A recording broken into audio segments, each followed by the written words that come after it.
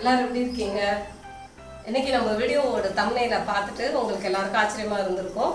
என்னடா 1+1 saris video release பண்ண வேண்டிய டைம்ல ஆரி ஒர்க் சம்மந்தமா ஒரு வீடியோ வருதே அப்படின்னு. அதுவும் ரெடி ஆகிட்டு இருக்கு. இன்னொரு பக்கம் சீக்கிரம் ரிலீஸ் பண்ணிடுவோம். அதுக்கு முன்னாடி இந்த வீடியோ நம்ம ரிலீஸ் பண்ணுறதுக்கு, இந்த வீடியோ எடுக்கிறதுக்கு ஒரு மெயின் ரீசன் என்ன அப்படின்னா, இப்போ நம்ம கிளாஸஸ் என்கொயரிக்கு நம்ம லேடிஸ் நிறைய பேர் கால் பண்ணி கேட்குறாங்க. அதில் ஒரு சிலர் கேட்கும்போது இந்த கோர்ஸ் முடிஞ்ச உடனே எங்களால் ப்ரைடல் ப்ளவுஸ் போட முடியுமா, ஆர்டர் ஒர்க் எடுத்து பண்ண முடியுமா, எங்களுக்கு ஒரு ஷாப் ஓப்பன் பண்ண முடியுமா அப்படின்னு கேட்குறாங்க. உங்கள் எல்லாருக்கும் ஒரு பிகாசோன்னு ஒரு ஆர்டிஸ்ட்டை பற்றி தெரிஞ்சிருக்கோம். அவர் எவ்வளோ பெரிய ட்ராயிங் ஆர்டிஸ்ட்டு, அவரோட பெயிண்டிங்ஸ் எல்லாம் நீங்கள் நிறைய பார்த்துருப்பீங்க. அவர் ஒரு நாள் ஒரு ரெஸ்டாரண்ட்டில் சாப்பிட்டுட்டு இருக்கும்போது ஒரு லேடி, அதாவது அவரோட ஃபேன் தான், அவங்க அவர் அங்கே பார்த்துட்டு சர்ப்ரைஸாக ஒரு எக்ஸைட்மெண்ட்டில் அவர்கிட்ட, சார் என்னோடய போர்ட்ரேட் ஒன்று உங்களுக்கு இந்த ஸ்பாட்டில் வரைஞ்சி தர முடியுமா? ஏன்னா அவர் ரொம்ப பெரிய ஆள் இல்லையா, அதனால் அவங்க அதை அப்படி கேட்டிருக்காங்க. கேட்ட உடனே அவரும் ஓகே அப்படின்னு சொன்னோடனே அங்கே இருக்கிற ஒரு நாப்கினையே கையில் எடுத்து கொடுத்துட்டு, ஏன்னா ரெஸ்டாரண்ட்டில் அந்த டிஷ்யூ பேப்பர் இருக்குல்ல, அது மாதிரி ஒன்று எடுத்து கொடுத்துட்டு வரைஞ்சி கொடுங்க அப்படின்னு கேட்டிருக்காங்க. ஸோ அவரும் கூலாக ஓகே சொல்லிவிட்டு அவங்களோட போர்ட்ரேட்டை 10 மினிட்ஸில் ட்ரா பண்ணி கொடுத்துருக்காரு. அந்த கர்ச்சீஃப் அதை வாங்கி அந்த டிஷ்யூ பார்க்கும்போது அவங்களுக்கு அவ்வளோ பெரிய ஷாக்.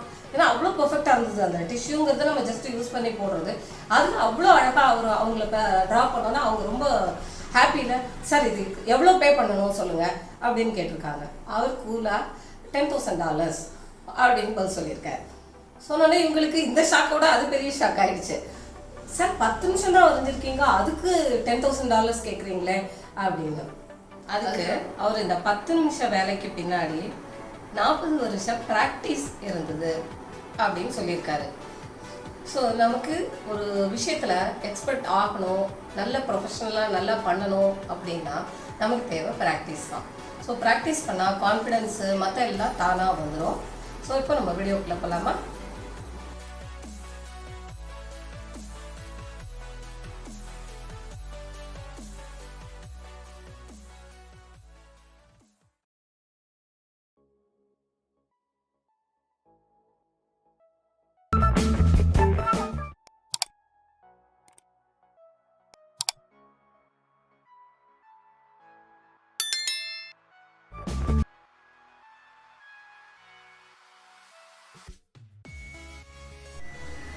இப்போ உங்களுக்கு இந்த ஃப்ரேமில் இந்த கிளாத்தை ஃபிக்ஸ் பண்ணுறதுக்கு சொல்லிக் கொடுக்குறேன் நான். இப்போ ஃப்ரேம் இந்த டைட் தான் இருக்கணும். நீங்கள் வைக்கும்போது கிளாத்தை ஃபிக்ஸ் பண்ணும்போது இந்த மாதிரி ஒரு டைட்டில் உங்களுக்கு இது இருக்கணும். இப்போ இது மாதிரி இன்னர் ரிங் ஃபுல்லாக மெலிசு இந்த நாடானால் ஃபுல்லாக சுற்றி வச்சுக்கணும் நீங்கள். இப்போது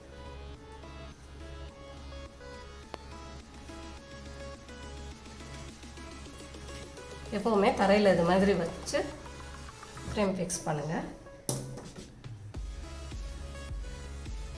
சுருக்கம் இல்லாமல் கிளாத்தை இழுத்துட்டு, இதில் நிறைய பேருக்கு சந்தேகம் வரும், டைட்டாக வச்சு போடணுமா, ரொம்ப லூஸாக இருந்தால் போட முடியுமா, உங்களுக்கு வருமா? நீங்கள் ரொம்ப டைட்டும் பண்ணக்கூடாது, ரொம்ப லூஸாகவும் வச்சு போட முடியாது. இந்த டைட்டில் இதை பண்ணிவிட்டு இதை இழுத்து விட்டுக்கலாம்.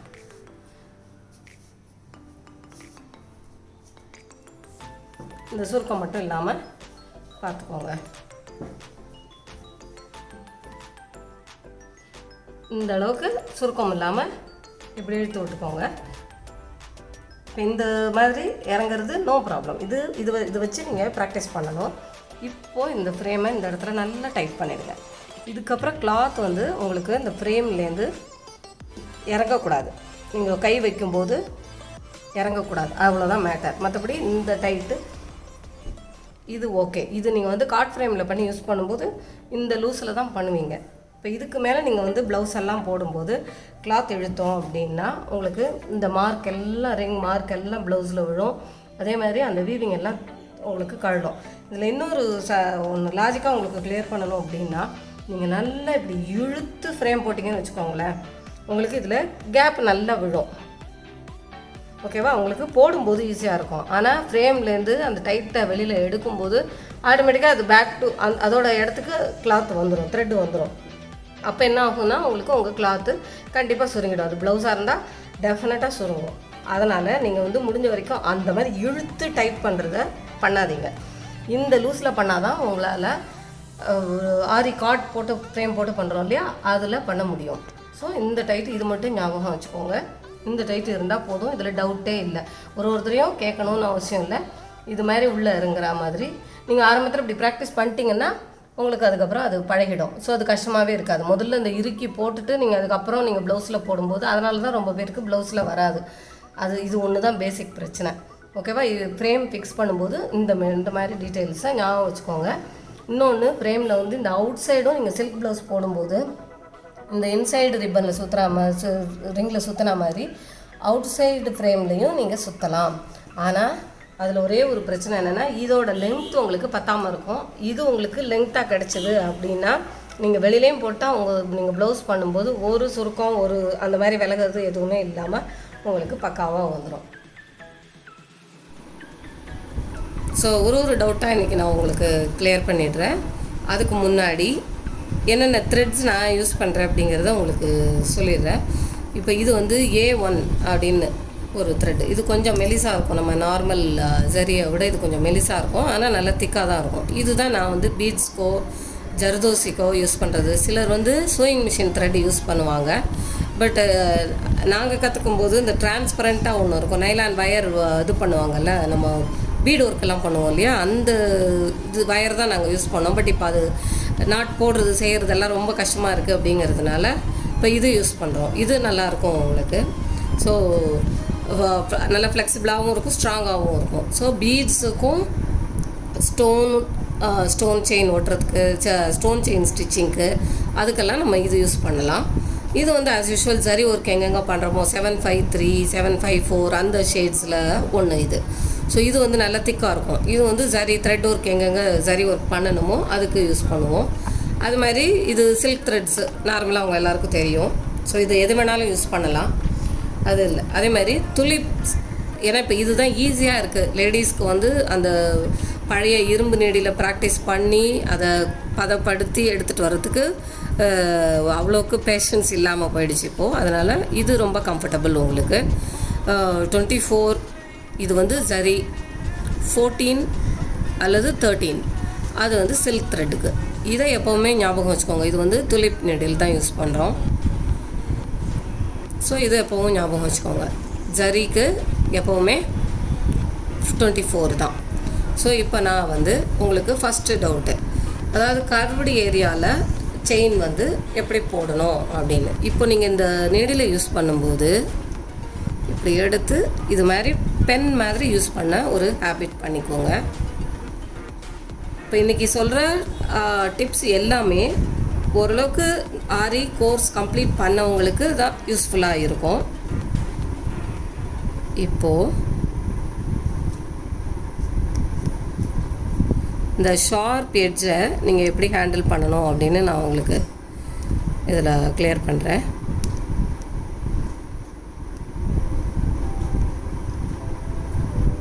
செயின் வந்து எப்போவுமே இப்படி எடுத்தோன்னே இறக்குற மாதிரி ஒரே சைஸாக செயின் போட கற்றுக்கணும். அது வந்து உங்களுக்கு லோடு ஸ்டிச் எல்லாம் போடும்போது ரொம்ப யூஸ்ஃபுல்லாக இருக்கும். அதே மாதிரி எடுக்கும்போது பாருங்கள், இந்த ட்விஸ்ட் பண்ணாலே உங்களுக்கு நூல் மாட்டாது. இப்போது இந்த எட்ஜ் கரெக்டாக அந்த ட்ராயிங் எட்ஜ் வரைக்கும் வந்துட்டு இப்படி லைட்டாக ஒரு புல் பண்ணுவோம். நம்ம அந்த ஸ்டெம் ஸ்டிச் போடுவோம் இல்லையா, அதுக்கு யூஸ் பண்ணுவோமே, அது மாதிரி.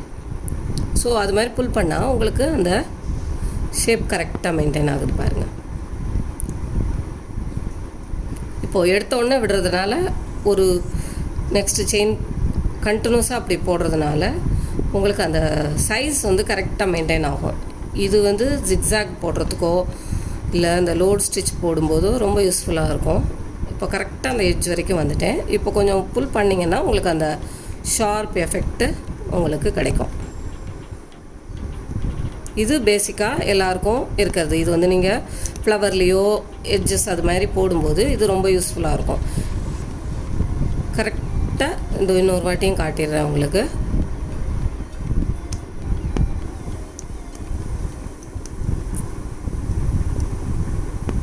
சிலர் வந்து சின்ன ஸ்டிச் போட்டும் போடுவாங்க, அதுவும் போடலாம். குட்டி செயின் போட்டும் போடலாம். அதே மாதிரி இந்த மாதிரி புல் பண்ணி போட்டாலும் உங்களுக்கு அந்த ஷேப் வந்து கரெக்டாக வந்துடும் உங்களுக்கு. ஸோ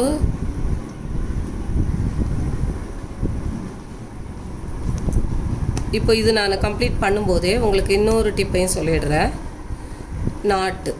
நாட் வந்து மேலே தெரியாமல் போடுறதுக்கு என்ன வழி அப்படின்னு. இப்போ இப்படி இழுக்கிறோம், உள்ளேந்து இப்படி எடுத்துட்டு கீழே அது வரைக்கும் பிடிச்சிருக்கோம் இல்லையா. இப்போது இந்த நாட் இது லாக்குள்ளே போயிடுச்சுன்னு வச்சுக்கோங்க. இப்படி இழுத்திங்கன்னா உங்களுக்கு அந்த நாட்டு வெளியில் தெரியாது. இன்னொரு வாட்டி வேணால் போட்டு காட்டுறேன். இப்படி எடுத்துட்டு இப்போ இதை எடுக்கிறோம். இன்னொரு செகண்டு எடுத்து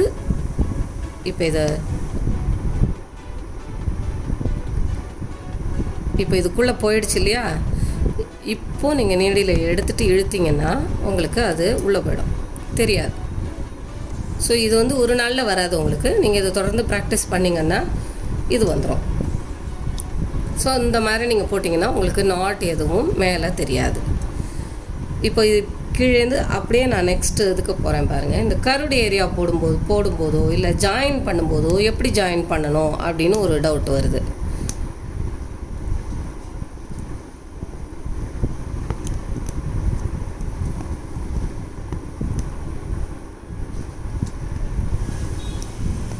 கருடு ஏரியா உங்களுக்கு சுருங்காமல் இருக்கணும் அப்படின்னா மெயினாக நீங்கள் வந்து குட்டி குட்டி ஸ்டிச் போட்டே ப்ராக்டிஸ் பண்ணுங்கள். எவ்வளோக்கு குட்டி ஸ்டிச் போடுறீங்களோ உங்களுக்கு அந்த கருடு ஏரியாவில் கிளாத்து சுருங்காமல் வரும். நீங்கள் பெருசு போட்டிங்கன்னா ஃபஸ்ட்டு பிகினிங்கில் வந்து உங்களுக்கு வந்து கற்றுக்கிற பிகினர் ஸ்டேஜிலலாம் வந்து உங்களுக்கு அது கஷ்டமாக இருக்கும். அதனால் பொடி ஸ்டிச் போட்டு ப்ராக்டிஸ் பண்ணிங்கன்னா உங்களுக்கு இந்த கர்வ் ஏரியா வரும்போது சுருங்காமல் இருக்கும்.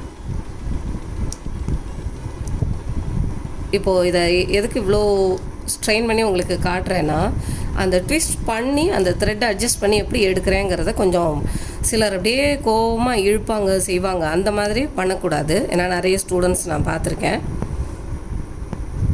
இப்போ பாருங்கள், இதில் வந்து உங்களுக்கு சுருக்கம் வராது, நூல் இழுப்படாது. நீங்கள் அந்த குட்டி குட்டி செயின் போடுறது தான் ரொம்ப பெஸ்ட்டு. அதே மாதிரி ஒரு தடவை அந்த ட்விஸ்ட் பண்ணி நீங்கள் ரிலீஸ் பண்ணாலே போதும். நீங்கள் புல் பண்ணலாம் வேண்டாம். அந்த கொஞ்சம் பொறுமை.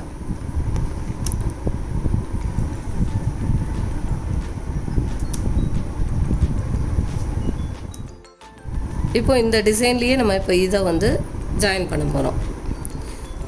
எப்படி அந்த ஸ்டார்டிங் பாயிண்ட், அதாவது அது ஜாயின் பண்ணுறது ஆரம்பிக்கிறது தெரியாத மாதிரி போனோம் அப்படின்னா கரெக்டாக இந்த செயின்குள்ளே போய் நீங்கள் அதை எடுக்கணும். இப்படி எடுத்துகிட்டு இது கண்டினியூ பண்ணிங்கன்னா இது எங்கேருந்து ஸ்டார்ட் பண்ணிங்க அப்படிங்கிறதே தெரியாது.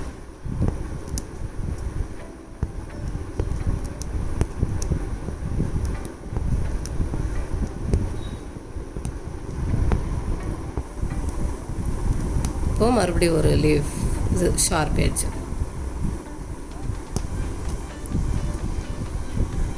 இப்படி புல் பண்ணிட்டீங்கன்னா அது உங்களுக்கு அந்த த்ரெட் எழுந்து வராது.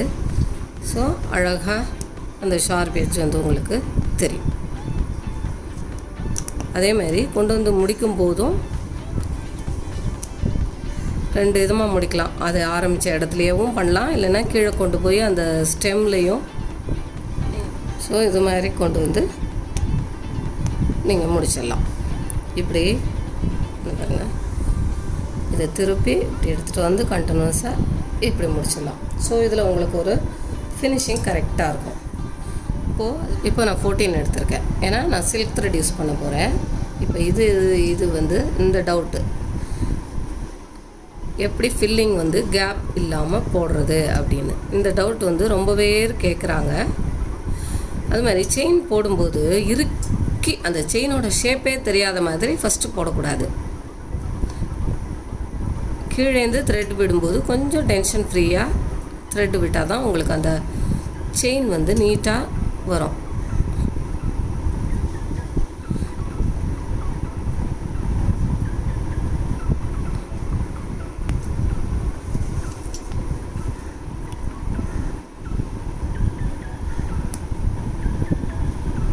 கொஞ்சம் இப்படி பொறுமையாக எடுத்து இப்படி போட்டிங்கன்னா உங்களுக்கு செயின் கொஞ்சம் பெருசாக வரும், அதாவது ஓப்பனாக வரும், இருக்கின மாதிரி வராமல் ஃப்ரீயாக வரும். இப்போது பாருங்கள், இந்த இடத்துல இந்த சேம் ஹோலில் குத்தி ஒரு நாட் போட்டுட்டு இப்போ உள் லைன் ஸ்டார்ட் பண்ணுறேன். ஸ்டார்ட் பண்ணும்போது ஸ்லாண்டிங்காக உங்களுக்கு கேப் வரக்கூடாது அப்படின்னா ஸ்லாண்டிங்காக இந்த மாதிரி கிட்டத்தட்ட அதுக்கு கீழே அந்த ப்ரீவியஸ் செயின் போட்டிருக்கோம் இல்லையா, அதுக்கு கீழே நீங்கள் வந்து செயின் போடணும். அப்படி போட்டிங்கன்னா தான் உங்களுக்கு அந்த கேப் வராமல் இருக்கும். அதே மாதிரி கார்னர் இந்த மாதிரி ஷார்ப் எட்ஜுக்கு வரும்போது அந்த செயினில் ஒரு குத்திட்டு திருப்பிக்கோங்க. அதாவது ஃபஸ்ட்டு இதுக்கு மட்டும், அந்த ப்ரீவியஸ் இதுக்கு மட்டும் ஒரு தடவையும் நீங்கள் குத்தி எடுத்திங்கன்னா உங்களுக்கு அந்த இடத்துல கேப் வருது. சிலருக்கு அங்கே மட்டும் கேப் வரும்.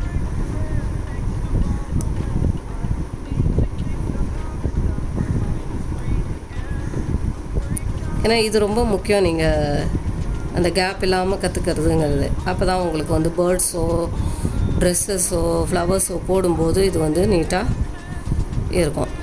இப்போ இதுலேயுமே அந்த ஷார்ப் எட்ஜில் புல்லிங் மெத்தட் தான் உங்களுக்கு, இல்லைன்னா அந்த இடம் மட்டும் உங்களுக்கு நல்லா குண்டாக தெரியும்.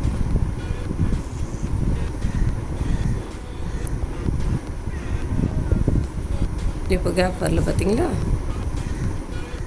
ஸோ இது மாதிரி போட ப்ராக்டிஸ் பண்ணணும். இந்த ஷார்ப் எட்ஜ் வரும்போது ப்ரீவியஸ் செயினில் குத்தி நீங்கள் எடுத்துக்கணும். எடுத்துகிட்டு நெக்ஸ்ட் லைன் கண்டினியூ பண்ணணும். ஸோ அப்படி பொறுமையாக போட்டிங்கன்னா இப்போ இந்த மிடில் அந்த புல் பண்ணுற மெத்தடில் போடுறதுனால உங்களுக்கு இங்கே மேலே முடிச்ச மாதிரி எதுவும் தெரியாமல் இப்படி நீட்டாக கம்ப்ளீட் ஆகிடும். ஸோ இதுவும் உங்களுக்கு ஃபுல்லாக எப்போவுமே நிறைய ப்ராக்டிஸ் பண்ண தான் உங்களுக்கு அது ஈஸியாக வரும்.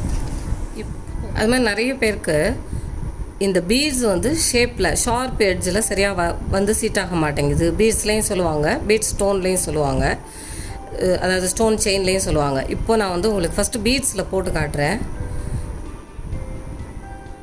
ஸ்டார்டிங் வந்து இந்த ஷேப்பில் கரெக்டாக ஷார்ப் எட்ஜில் செயின் எடுத்து அதை புல் பண்ணி இப்படி கரெக்டாக அந்த ஷார்ப் எட்ஜில் உட்கார வச்சுக்கோங்க. வச்சுட்டு ரெண்டு பீடாக, சுகர் பீட்ஸ் அப்படிங்கிறதுனால ரெண்டு பீடாக, மற்ற பீடாக இருந்தால் கொஞ்சம் இதை விட பெருசு போட்டிங்கன்னா ஒன்றாவே போடலாம்.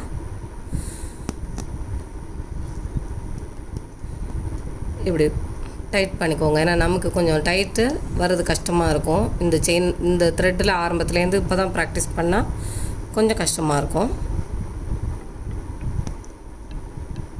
இப்போ பிகினருங்கிறதுனால ரெண்டாவே ஸ்டார்ட் பண்ணுங்கள். அதுக்கு மேலே பீடு போட்டிங்கன்னா உங்களுக்கு எடுக்காது, லூஸாக தெரியும். முதல்ல ரெண்டு பீடாவே போட்டு ப்ராக்டிஸ் பண்ணிக்கோங்க.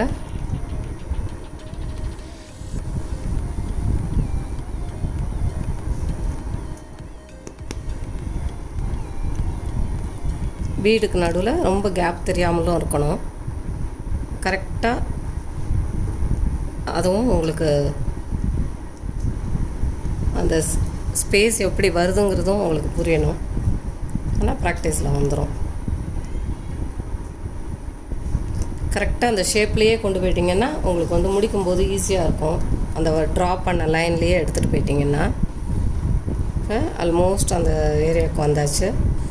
கரெக்டாக ஒரு பீடுக்கான கேப் தான் இருக்குது. அதனால் கரெக்டாக அந்த ஒரு பீடில் ஒரே ஒரு பீடு மட்டும் ஆட் பண்ணிவிட்டு இப்போ இந்த ஃபஸ்ட்டு 2 பீடு இருக்கு இல்லையா, அதுக்கு நடுவில் கொண்டு போய் நாட் போட்டு விட்டுடலாம். போட்டுட்டு எப்போவுமே ஒன்று ஞாபகம் வச்சுக்கோங்க, நம்ம இந்த மாதிரி பீடு ஒர்க் போட்டால் அவுட்லைன் வந்து கண்டிப்பாக ஒரு செயின் போட்டு கம்ப்ளீட் பண்ணணும். நான் இப்போ அதுக்கான டிப்ஸும் உங்களுக்கு நெக்லைனில் போடும்போது எப்படி போடணுங்கிறதையும் சொல்லித்தரேன். ஸோ இப்போ பீடு வந்து ஷார்ப் எட்ஜ் வந்தால் எப்படி பண்ணணுங்கிறதுக்கு ஒரு ஐடியா வந்திருக்கும் உங்களுக்கு. ஸோ அது மாதிரி பண்ணும்போது கரெக்டாக இருக்கும். ஓகே, இப்போ ஸ்டோன் செயின் பார்க்கலாம். இப்போ இதே மாதிரி ஷேப்பில் தான் அதுவும் போடுறேன். இப்போ இதுவுமே நீங்கள் ஷார்ப் எட்ஜ் ஸ்டார்ட் பண்ணணும் அப்படின்னா பீட்ஸ்க்கு போட்ட மாதிரியே தான் இப்படி ஒரு நாட் போட்டு ஸ்டார்ட் பண்ணிக்கோங்க. பிகினிங்கில் ஃபுல் ரோல் வச்சு உங்களுக்கு மேனேஜ் பண்ண முடியாது. அதனால் சின்ன ஏரியா, நெக்லைன் ஏரியானா ஒரு 1/2 மீட்டர் 1/4 மீட்டர் அந்த மாதிரி வச்சுக்கோங்க. இன்னொரு ட்ரிக், ஈஸியாக ஒரு ட்ரிக் சொல்லித்தரேன். ஏன்னா இது நிற்காது சிலருக்கு. அவங்க வந்து என்ன பண்ணலான்னா, இந்த ஃபஸ்ட்டு செயின் இப்போ போட்டு நாட் போட்டு வச்சுருக்கீங்க இல்லையா, அதில் போய் இதை வந்து கரெக்டாக அப்படி இது வந்து சொல்லித்தரக்கூடாது. இருந்தாலும் உங்களுக்கு பிகினிங் ப்ராக்டிஸ்க்காக சொல்லித்தரேன். பட் எப்பவும் ப்ராக்டிஸ் பண்ணாதீங்க. முதல்ல இதை கற்றுக்கும் போது மட்டும் அது பண்ணுங்கள். இப்போ இது போய் உட்காந்துருச்சா, இப்போது நெக்ஸ்ட்டு செயின்லேருந்து இதில் 2 மெத்தட் இருக்குது. அதாவது பாக்ஸ் டைப்பில் நீங்கள் வந்து ஷேப்ஸ் எல்லாம் போடும்போது பாக்ஸ் டைப்பில் தான் போடணும். போட்டால் அது வந்து உங்களுக்கு கரெக்டாக அந்த ஷேப் போடுறதுக்கு ஈஸியாக இருக்கும். ஒன்று வந்து ஜிக்ஸாக் மெத்தட் போடுவோம். அது வந்து ஸ்ட்ரெயிட் லைன்ஸு அந்த மாதிரிக்கு போடலாம். இது மாதிரி கருடைய ஏரியாஸு அது மாதிரியெல்லாம் வரும்போது நீங்கள் வந்து பாக்ஸ் மெத்தட் போட்டிங்கன்னா உங்களுக்கு அது அழகாக அந்த ஷேப் வந்து கரெக்டாக உங்களுக்கு கொடுக்கும். பாக்ஸ் மெத்தட்னா தெரியும் இல்லையா? இப்போ இந்த ஒரு ஸ்டோனுக்கு ஒரு கேப். இது வந்து நீங்கள் சில ப்ளவுஸ் கலர் த்ரெட் வச்சு சில்க் த்ரெட் வச்சும் போடலாம். பட் முதல்ல ப்ராக்டிஸ் பண்ணும்போது கண்டிப்பாக ஜரி த்ரெட் வச்சு ப்ராக்டிஸ் பண்ணிக்கோங்க.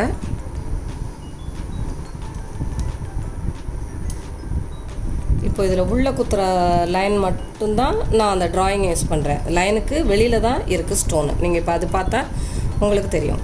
நான் இப்போ இந்த பாக்ஸ் போடுறதே கூட லைனில் போடுறேன்.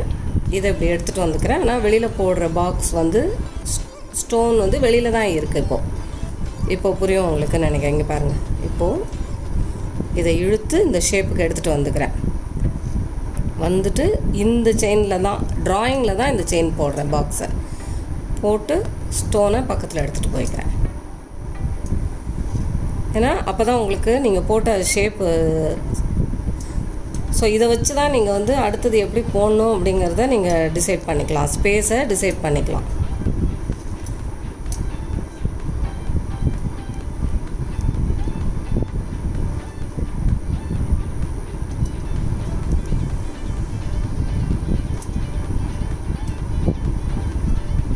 நான் ரேண்டமாக எடுத்தேன். ஆனால் சைஸ் வந்து கரெக்டாக வந்து உட்காந்துச்சு. செயின் வந்து சைஸ் கரெக்டாக இருக்குது. ஏன்னா சிலருக்கு இன்னொரு பிரச்சனைனா, அந்த எட்ஜில் போய் கட் பண்ணும்போது அந்த ஷார்ப் எட்ஜில் உள்ள ஸ்டோன் வந்து வெளியில் விழுந்துடும். அது கொஞ்சம் கேர்ஃபுல்லாக பண்ணணும். இப்போது எனக்கு இதில் 2 ஸ்டோன் மட்டும் எக்ஸ்ட்ராவாக இருக்குது. ஸோ நான் இதை மட்டும் உங்களுக்கு கட் பண்ணிக்கிறேன். ஸோ இப்போ எட்ஜில் வந்து முடிச்சாச்சு. இப்போ உங்களுக்கு இந்த ஷார்ப் வந்து கரெக்டாக வந்துருச்சு பாருங்கள்.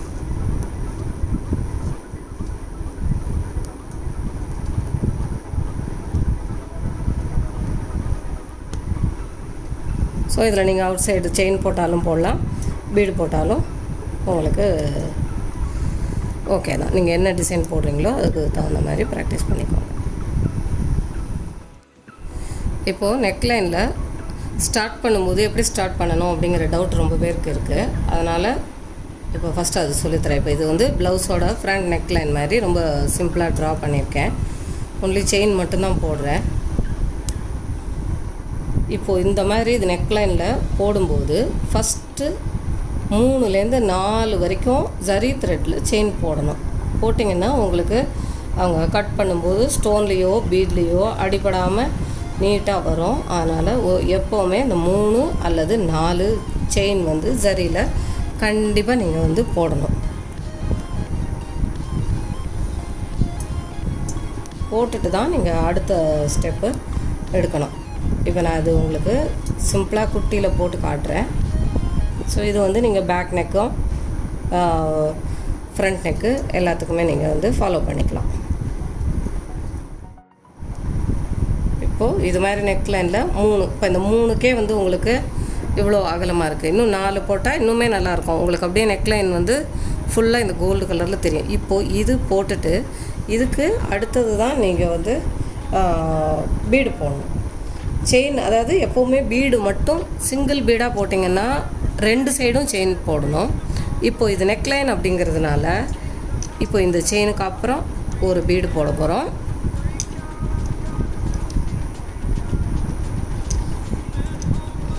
ஒரு பீட் செயின் போட்டுட்டு ஃபுல்லாக அதுக்கப்புறம் நம்ம வந்து ஸ்டோன் செயின் போட போகிறோம்.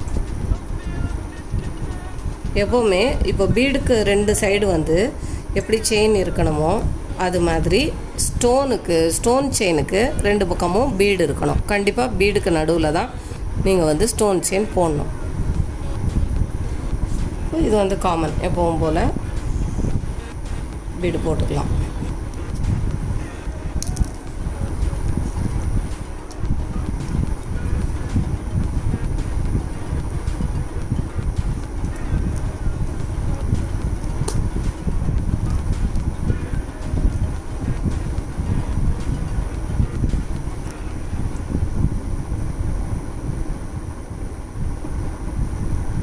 ஸோ இப்போ இங்கே இந்த ஒரு பீடு மட்டும்தான் அப்படின்னா நீங்கள் இங்கே வந்து ஒரு செயின் போடணும்.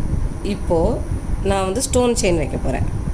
அதனால் இப்போ இங்கே செயின் போட வேண்டாம். இந்த பீடு முடிஞ்ச உடனே ஸ்டோன் செயின் போட்டுடலாம். இப்போது ஜென்ரலாகவே ஸ்டோன் செயினுக்கு இந்த பக்கமும் பீடு போட்டால் நீங்கள் போடுற ஸ்டோன் செயின் வந்து ரொம்ப சேஃபாக இருக்கும். ஏன்னா உங்களுக்கு வந்து தைக்கும்போதோ இல்லை வேறு எங்கேயும் இடிக்கும்போதோ உங்களுக்கு வந்து ஸ்டோன் செயின் வந்து அடிபடும். அந்த மாதிரி படும்போது கொஞ்சம் உங்களுக்கு வந்து அந்த கல் உதுறதுக்கு சான்சஸ் இருக்குது. அதனால் எப்போவுமே ஸ்டோன் செயின் யூஸ் பண்ணுறீங்கன்னா 2 பக்கமும் கண்டிப்பாக பீட்ஸ் யூஸ் பண்ண ப்ராக்டிஸ் பண்ணுவோம். இப்போ பாருங்கள், இது வந்து ஷேப் இல்லை, அதனால் நான் வந்து ஸ்டோன் செயினை ஜிக்ஸாக் மெத்தடில் போடுறேன். இப்போ அதில் வந்து ஷேப்புக்கு வந்து பாக்ஸ் மெத்தடில் போட்ட செயினை ஸ்டோன் செயினுக்கு இப்போது நான் வந்து ஜிக்ஸாக் மெத்தடில் போடுறேன். ஸோ ஜிக்ஸாக் மெத்தடில் போடும்போது என்ன ஆகும்னா உங்களுக்கு பார்த்தீங்கன்னா இந்த எட்ஜ் அப்படியே ஒரே மாதிரி அரும்பு மாதிரி வரும். அதில் வந்து விட்டு ஒன்று வரும். ஆனால் இதில் ஒரே மாதிரி பார்டர் லைனில் உங்களுக்கு அந்த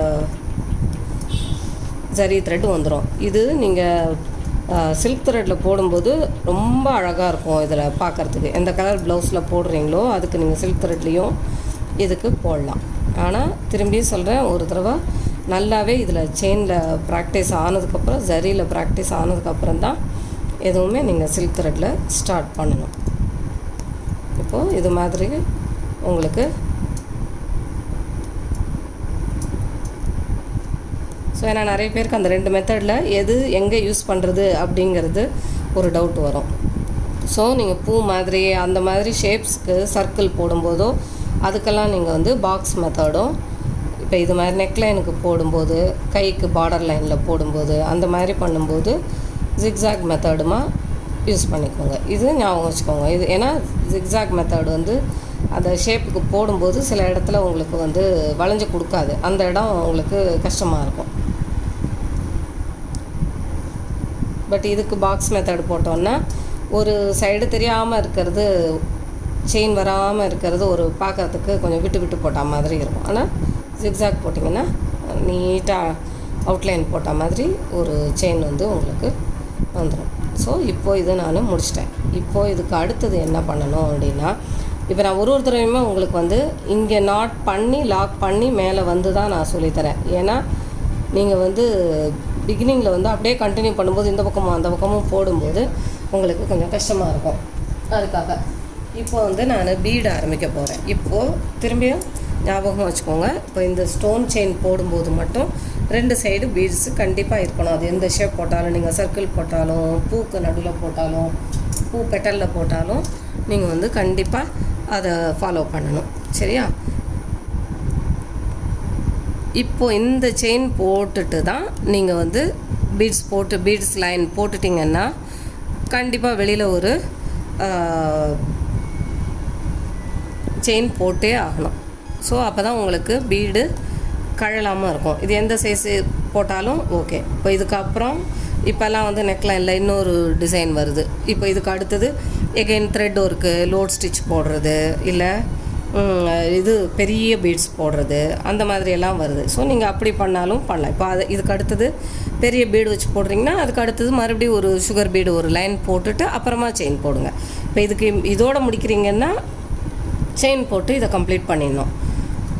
இல்லை நீங்கள் இன்னொரு லைன் போட போகிறீங்க அப்படின்னா இப்போது செயின் போட வேண்டாம், அதுக்கப்புறமா செயின் நீங்கள் போட்டுக்கலாம்.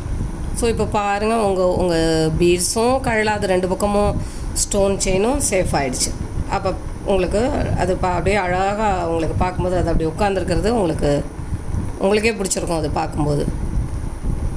ஸோ இப்போ ஸ்டோன் செயினுக்கு 2 பக்கமும் பீடு போட்டாச்சு.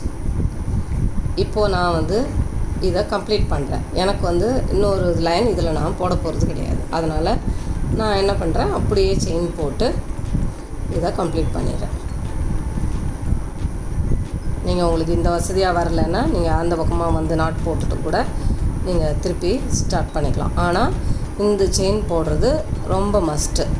இதுக்கு அடுத்து இன்னொரு செயினும் போடலாம். ஆனால் பிகினிங்கில் எல்லாருக்குமே ஒரு சின்ன சோம்பேறித்தனம் வரும், அது சரியாக வரமாட்டேங்குது அப்படிங்கிறதுனால அதனால் போட மாட்டேங்க.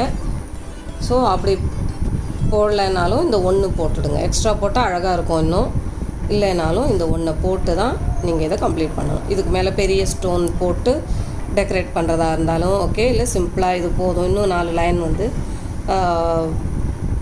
இது நம்ம லோட் ஸ்டிச் போடுவோம் இல்லையா, அந்த லோட் ஸ்டிச் போடலாம், அதுவும் நல்லாயிருக்கும். நான் இன்றைக்கி லோட் ஸ்டிச் உங்களுக்கு தனியாக தான் போட்டு காட்ட போகிறேன், இதோட போட்டு காட்ட போகிறதில்ல. லோட் ஸ்டிச்சில் சிலருக்கு ஷேப் வரல அப்படின்னு சொல்லுவாங்க. அதை இப்போ கரெக்ட் பண்ணி விட்றேன் நான் உங்களுக்கு. இப்போது அதே மாதிரி எப்போவுமே இந்த ஷோல்டர் லைன் வரீங்க இல்லையா, இப்போ இதை ஒரு தடவையும் இந்த செயின் போட்டு முடிக்கும்போது இங்கே கொண்டு போய் முடிச்சிட்டிங்கன்னா இதை இப்படி கம்ப்ளீட் பண்ணி முடிச்சிடுங்க.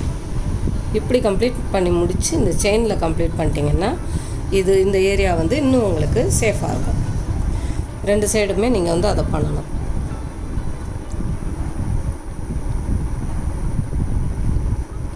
ஸோ இப்போ இது உங்களுக்கு தெரியுது இல்லையா, ஒரு 3 செயின் போட்டிருக்கேன், ஒரு பீடு, ஒரு ஸ்டோன் செயின், ஒரு பீடு, எகெயின் செயின். ஸோ இந்த மாதிரி தான் இது கம்ப்ளீட் பண்ணணும். இப்போ உங்களுக்கு லோட் ஸ்டிச் எப்படி போடணும்னு சொல்லித்தரேன். இப்போது இதுவும் நெக்லைன் ஷேப்பில் தான் வரைஞ்சிருக்கேன். இதுலேயும் உங்களுக்கு 2-3 விஷயம் சொல்லணும். இப்போது இது லோட் ஸ்டிச்சுக்கு இந்த த்ரெட்டு நான் ஒட்டி வச்சுருக்கேன்.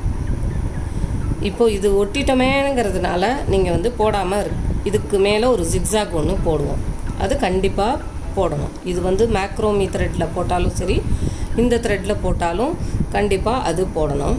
அதே மாதிரி இப்போ இந்த ஃபஸ்ட்டு ஒரு 3 செயின் போடுறீங்க இல்லையா, அந்த 3 செயின்க்கு அப்புறமும் ஒரு செயின். இப்போ இதுக்காக இந்த பக்கமும் ஒன்று போடணும். நீங்கள் இது ஒரு ஃப்ளவர் போடும்போதாக இருந்தாலும் சரி, நெக்லைன் போடும்போதும் சரி, நீங்கள் அந்த லோட் ஸ்டிச் போடும்போது இந்த மாதிரி நீங்கள் 2 சைடும் செயின் போட்டுட்டு போட்டிங்க அப்படின்னா உங்களுக்கு அதில் ஒரு சூப்பராக ஒரு அட்வான்டேஜ் ஒன்று இருக்குது. என்னென்னா ஷேப் ஒரே மாதிரி இருக்கும். சிலருக்கு லாங் அண்ட் ஷார்ட்டில் அதாவது எங்கே ஒரு லாங் போட்டு அந்த ஷார்ட் செயின் போடும்போது அவங்களுக்கு ஒரு கன்ஃபியூஷன் வரும், எந்த பக்கம் போடுறது, எங்கே இந்த லாங்கை முடிக்கிறது, எங்கே இந்த ஷார்ட்டை போட்டு கம்ப்ளீட் பண்ணுறது அப்படிங்கிற டவுட் வரும். அது மாதிரி பண்ணும்போது என்ன ஆகும்னா, ஒரு இடம் குண்டாக இருக்கும், ஒரு இடம் அகலமாக இருக்கும், ஒரு இடம் நல்லா எம்போஸ்டாக தெரியும், ஒரு இடம் ஃப்ளாட்டாக இருக்கும். இது எல்லாத்தையும் அவாய்ட் பண்ணுறதுக்கு தான் இப்போது இந்த ஒர்க்கு பண்ணுறது. இப்போ இந்த ஜிக்ஸாக்கு கண்டிப்பாக எந்த த்ரெட் போட்டாலும் அலுப்பே படாமல் யோஜனையே பண்ணாமல் போட்டுருங்க. போட்டுட்டு இப்போ இதை நான் இங்கே முடிச்சுட்டு இப்போ இங்கேருந்து இந்த பாக்ஸ் ஸ்டார்ட் பண்ணிக்கிறேன் நான்.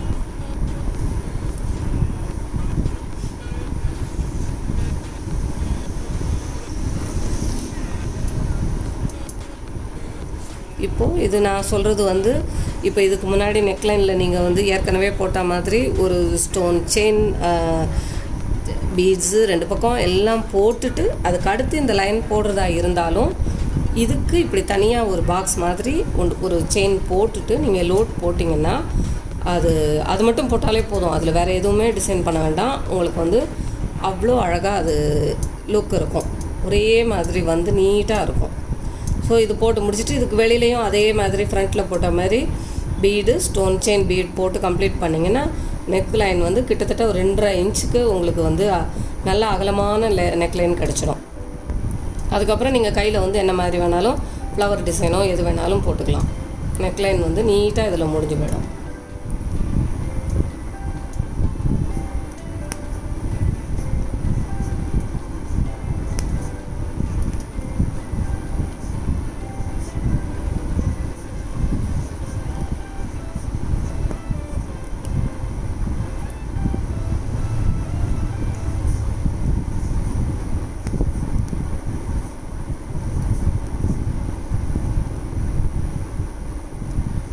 ஆனால் இது மாதிரி போடும்போது ஒரு விஷயம் என்ன பண்ணணும் அப்படின்னா செயினோட சைஸு ஒரே சைஸாக இருக்கணும்.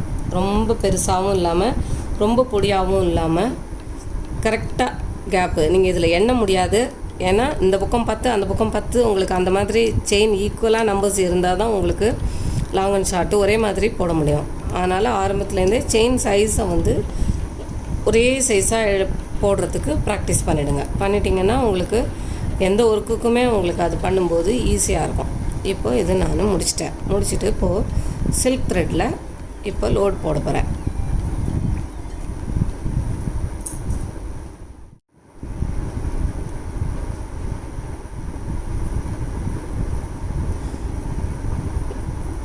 இப்போ இது போட்டது எவ்வளோ உங்களுக்கு இப்போ நான் போட்டது பார்த்தாலே உங்களுக்கு அந்த கம்ஃபர்டபுள் தெரியும் அந்த செயின் போட்டதோட.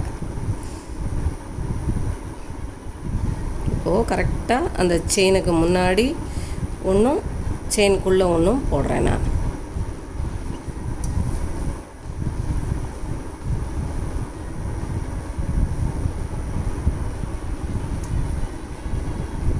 நீங்கள் அந்த செயினை ஓப்பன் பண்ணி அது போடும்போது அந்த எட்ஜில் வந்து உங்களுக்கு அந்த கோல்டு தெரியும் பாருங்கள். அது அவ்வளோ அழகாக இருக்கும் பார்க்குறதுக்கு. இப்போ நீங்கள் வந்து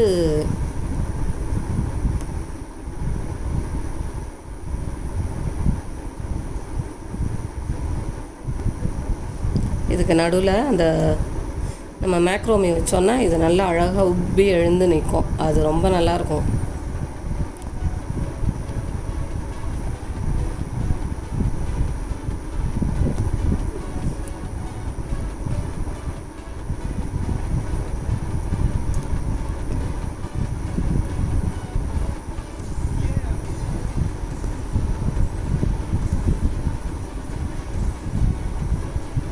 இதை இப்படியே நீங்கள் ஸ்லோவாக ஸ்லாண்டிங்காக மாற்றிக்கலாம். அந்த ஒரு மேலே வர ஒரு கச்சான்னு வருது, முடிச்சு வருது, அதெல்லாம் அவாய்ட் ஆகிடும். இந்த த்ரெட்டுக்கு எங்கே ஸ்டார்ட் பண்ணுறது அப்படின்னு ஒரு டவுட் வரும். அது எல்லாமே இப்போ இந்த மாதிரி போடுறதுல பாக்ஸ் செயின் போட்டு போடுறதுல உங்களுக்கு அது எல்லாமே அவாய்ட் ஆகிடும். ஸோ நீட் ஃபினிஷிங் வந்துடும் உங்களுக்கு.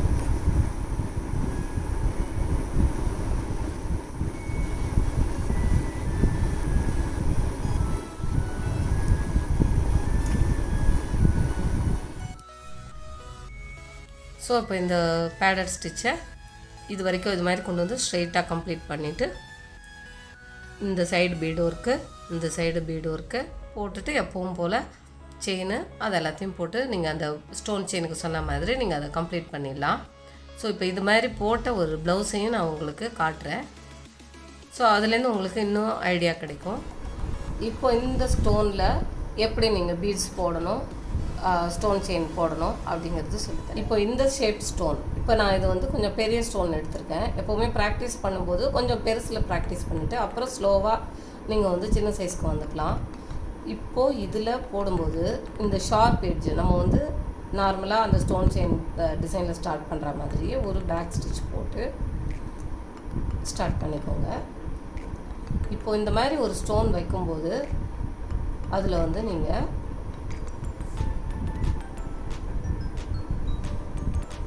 சுற்றி ஃபஸ்ட்டு பீட் போடணும். அதுக்கப்புறம் ஸ்டோன் செயின் போடணும். இப்போ வந்து நான் போட்டிருக்கிற ஸ்டோன் வந்து கொஞ்சம் ரொம்ப பெருசு இல்லை, ஓரளவுக்கு பெருசு தான். ஸோ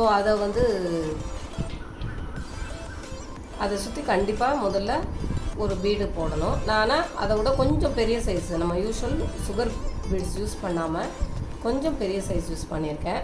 ஸோ இது வந்து நீங்கள் சிங்கிள் பீடாகவே போட ப்ராக்டிஸ் பண்ணுங்கள், கொஞ்சம் பெருசு அப்படிங்கும்போது. இப்போ அது மாதிரி நீங்கள் வந்து இந்த கண்டினியூஸாக இது போடணும், பீட்ஸ் போடணும் அப்படிங்கிற ப்ராக்டிஸ் வந்து இப்போ இந்த துளிப்பில் கொஞ்சம் கஷ்டமாக தான் இருக்கும். நம்ம நார்மல் நீடில் வச்சுருக்கோம் இல்லையா, அதில் போடும்போது உங்களுக்கு 4-5 பீடு எடுத்து பண்ண உங்களுக்கு ஈஸியாக இருக்கும். பட் துளிப்பில் போடும்போது கொஞ்சம் உங்களுக்கு அந்த ஒரு கம்ஃபர்டபுள் வராது. அதனால் 2 எடுத்து இது மாதிரி சிங்கிளாக போட்டு ப்ராக்டிஸ் பண்ணுங்கள். அதுக்கப்புறம் நீங்கள் கொஞ்சம் அந்த நல்ல எக்ஸ்பர்ட் ஆனதுக்கப்புறம் நீங்கள் அந்த பீடு நம்ம ப்ராப்பர் ஆரிய நீடில் யூஸ் பண்ணிங்கன்னா உங்களுக்கு கரெக்டாக இருக்கும். அது மாதிரி நீங்கள் கீழே க்ரிப்பு கொடுக்குறதையும் கரெக்டாக த்ரெட் க்ரிப்பு கொடுக்கணும். அப்போ தான் பீடு வந்து டைட்டாக உட்காரும். அப்புறம் லூஸாக இருந்ததுன்னா உங்களுக்கு அது சட்டுன்னு கழண்டு போயிடும். ஸோ அது மாதிரி இல்லாமல் பார்த்துக்கணும். இப்போது இந்த ஷார்ப் எட்ஜ் வரைக்கும், இப்போ இந்த ஷார்ப் எட்ஜ் உங்களுக்கு அந்த ஷேப்புக்கு தகுந்த மாதிரி வந்துச்சு பார்த்தீங்களா. இப்போது இதை க்ளோஸாக போட்டு ஒரு நாட் போட்டுக்கோங்க.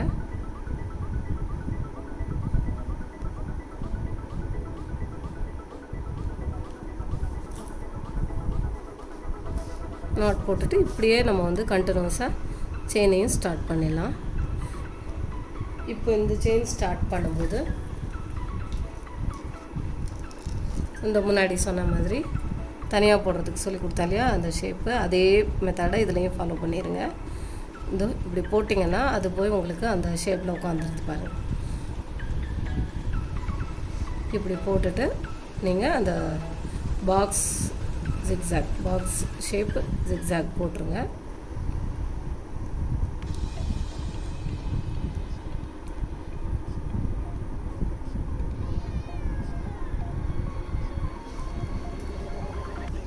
இந்த பாக்ஸ் ஷேப்பில் போடுறத கரெக்டாக இந்த மாதிரி ஷேப் கர்வ் ஏரியா வரும்போது கண்டிப்பாக இந்த ஷேப் யூஸ் பண்ணால் தான் உங்களுக்கு இந்த இடத்துல அந்த ஸ்டோன் வந்து திரும்பிக்கும். அது திரும்பாமல் பொருளாமல் அப்படியே ஜுவல்லரி எஃபெக்டில் உங்களுக்கு வரும். ஸோ நீங்கள் வந்து இது 2த்தையுமே தான் நீங்கள் ப்ராக்டிஸ் பண்ணணும்.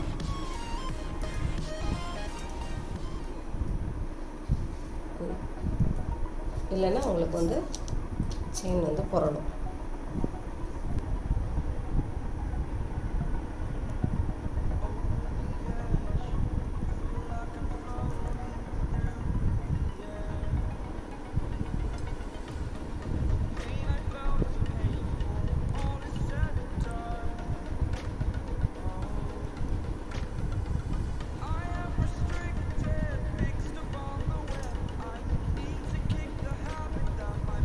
Sorry.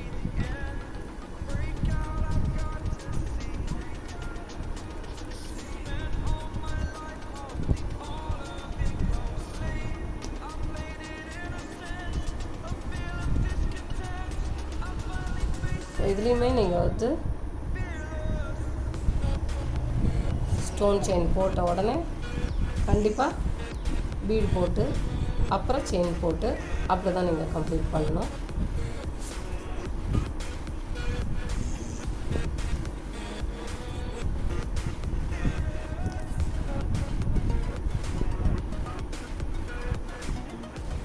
இப்போ இந்த இடத்துல ஷார்ப் எட்ஜ் வரதுக்கு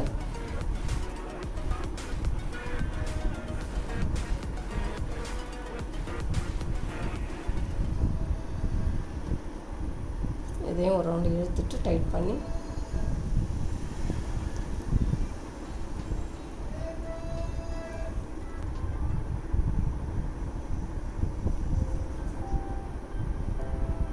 ஸோ இப்போ இந்த ஷேப் கொண்டு வந்தாச்சு.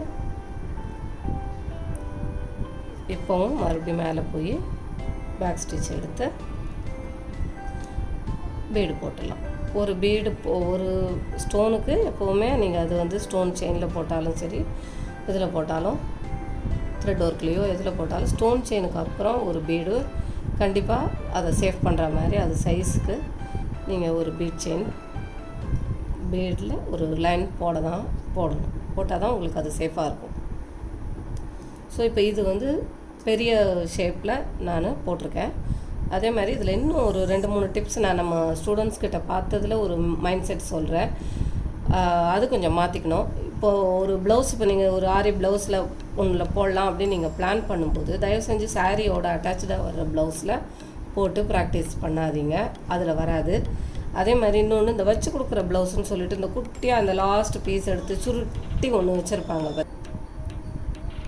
அந்த சுருட்டி வச்சுருக்கிற மாதிரி இருக்குது பார்த்தீங்களா, அந்த மாதிரி ப்ளவுஸில் போடக்கூடாது. நிஜமாகவே கடையில் போய் நல்ல சில்க் காட்டன் வாங்கி தான் நீங்கள் அதில் ஒர்க் பண்ண ஆரம்பிக்கணும். முதல்ல உங்கள் மைண்ட் உங்களுக்கு நல்லா வரும். ஏன்னா இப்போ நீங்கள் இந்த மாதிரி ப்ளவுசஸில் போட்டிங்கன்னா உங்களுக்கு வரவே வராது. ஸோ அதுக்கப்புறம் உங்களுக்கு என்ன தோணும் அப்படின்னா, நமக்கு வராது போல் இருக்குது, இதில் வரலையே அதில் வரலையேன்னு உங்களுக்கு உங்கள் பேசிக்கலாக உங்கள் கான்ஃபிடென்ஸ், உங்கள் ஒர்க் மேலே உங்களுக்கு இருக்கிற கான்ஃபிடென்ஸ் உங்களுக்கு போயிடும். அதுக்கப்புறம் நீங்கள் உங்களுக்கே போட்டுக்க முடியல அப்படின்னா நீங்கள் அடுத்தவங்களுக்கு எப்படி போட்டு தருவீங்க? ஸோ உங்களை நம்பி உங்கள் மேலே உங்களுக்கே நம்பிக்கை இல்லைன்னா அடுத்தவங்களுக்கு நம்பிக்கையே வராது. அதனால் முதல்ல வாங்கும்போது தைரியமாக நல்லா போடுவோன்னு முதல்ல உங்கள் மைண்ட் செட்டை கரெக்ட் பண்ணிக்கோங்க. பண்ணிவிட்டு நல்ல காஸ்ட்லியாக நல்ல குவாலிட்டி ப்ளவுஸ் வாங்கி அதில் ப்ராக்டிஸ் பண்ணுங்கள். ஸோ அது வந்து மேஜர் டிப் வந்து ஆரியை நீங்கள் இம்ப்ரூவ் பண்ணுறதுக்கு. ஸோ அது மாதிரி போடும்போது எப்போவுமே குட்டி ஸ்டோனு அந்த மாதிரி ஆரம்பிக்காதீங்க, கொஞ்சம் பெரிய ஸ்டோன்ஸ். முடிஞ்ச வரைக்கும் இந்த ஒட்டி பண்ணுறத கொஞ்சம் அவாய்ட் பண்ணிக்கோங்க. ஏன்னா அது க்ளூ எக்ஸ்ட்ரா போயிடும், செஞ்சிடும், உங்களுக்கு பிளேஸ்மெண்ட் கரெக்டாக வைக்க முடியாது, அந்த மாதிரி பிரச்சனையெல்லாம் இருக்குது.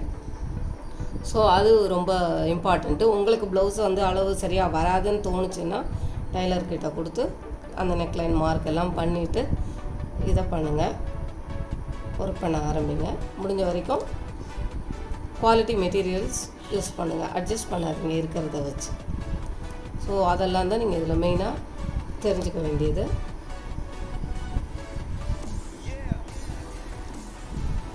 ஃபஸ்ட்டு சிம்பிள் ஒர்க்ஸ் எல்லாம் போட்டு ப்ராக்டிஸ் பண்ணுங்கள். இப்போ இந்த டிசைன் வந்து நீங்கள் நிறைய ப்ளவுசஸில் பார்த்துருப்பீங்க. ஸோ இது ரொம்ப காமன் தான். இப்போ இதில் நீங்கள் என்ன ஒரு குட்டியாக ஒரு சேஞ்ச் பண்ணலாம் அப்படின்னா, இதை போட்டுட்டு கீழே வந்து பீட்ஸ் தைக்கிறது, இந்த இடத்துல பீட்ஸ் தைக்கி ஹேங்கிங் போடுறது, அந்த மாதிரி பண்ணலாம். இது ஏன் நீங்கள் குட்டி குட்டி ஸ்டோன்ஸ் யூஸ் பண்ணி மேங்கோ மாதிரியும் நீங்கள் அதை யூஸ் பண்ணலாம்.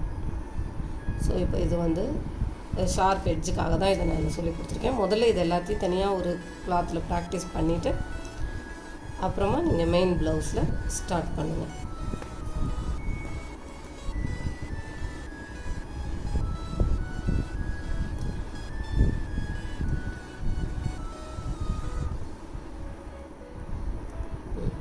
இப்போ ஷார்ப்பு கரெக்டாக வந்துருச்சா?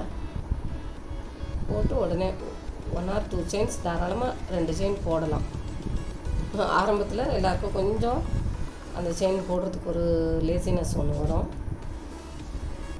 பட் அதை கொஞ்சம் அவாய்ட் பண்ணிவிட்டு 2 செயின் போட்டிங்கன்னா உங்களுக்கு அழகாக எடுத்து கொடுக்கும். இப்போ இது மாதிரி நான் சிம்பிளாக ஒரு கஸ்டமேட் ஆர்டர் ப்ளவுஸ் போட்டதை நான் இப்போ உங்களுக்கு காட்டுறேன்.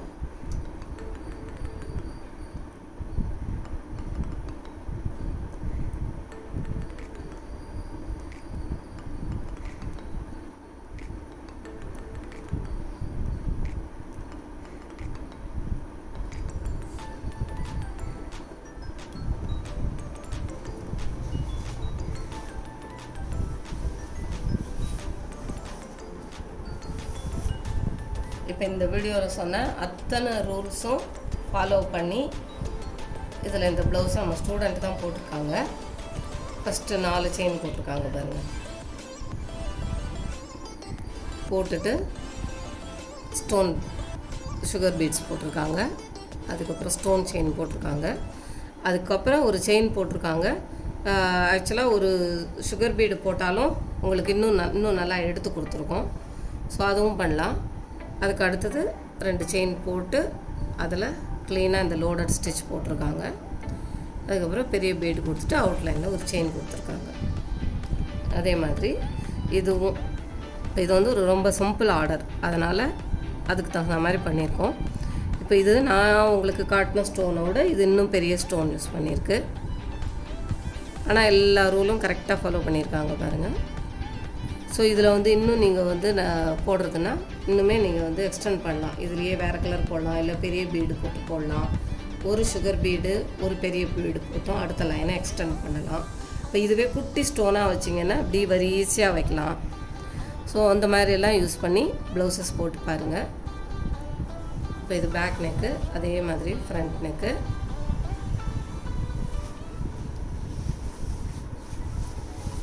இது ஸ்லீவ்ஸ்.